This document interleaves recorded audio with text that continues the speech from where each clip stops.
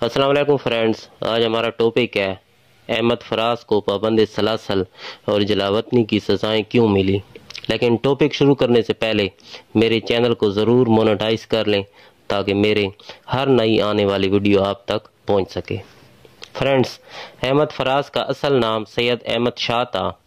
وہ 12 جنوری 1931 کو کوہاٹ میں پیدا ہوئے۔ آپ کے والد سید محمد شاہ برگ کا شمار کوہاٹی فارسی کے ممتاز شعراء میں ہوا کرتا تھا۔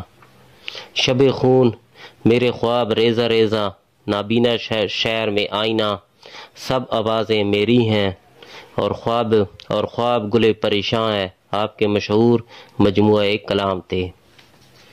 اردو، فارسی اور انگریزی میں ایم اے کرنے کے بعد احمد فراز نے عملی زندگی کا آغاز ریڈیو پاکستان سے کیا اور پشاور یونیورسٹی سے بطور لیکچرر بھی منسلک رہے۔ احمد فراز کی شاعری کا مرکز محبت اور غم جانا تھا، جس کی وجہ سے وہ نوجوانوں میں بے پناہ مقبول تھے۔ اس کے علاوہ معاشرتی نامواریوں پر بھی ان کی شاعری اپنے وجود کا بھرپور احساس دلاتی ہے۔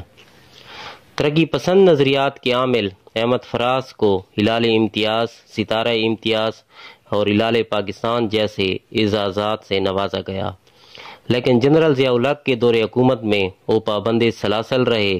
وہ تقریباً 6 سال قید و بند کی تکلیفیں جھیلتے رہے۔ 1977 سے 1988 تک انہوں نے جلاوطنی کی زندگی گزاری۔ احمد فراز نے سابق صدر جنرل پرویز مشرف کے دور میں ہلال امتیاز کا اعزاز پالیسیوں کی وجہ سے واپس کر دیا تھا۔ آپ سرزمین پاکستان سے تعلق رکھنے والے وہ شاعر ہیں جن کی غزلوں اور نظموں کے تراجم انگریزی، روسی، جرمنی، فرانسیسی، سویڈش اور ہندی سمیت کئی غیر ملکی زبانوں میں کیے گئے۔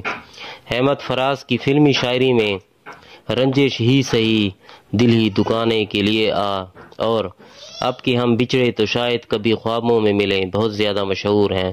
احمد فراز 25 اگست 2008 کو وفات پا گئے اور I-8 اسلام آباد کے قبرستان میں سپرد خاک کیا گیا۔ تھینکس۔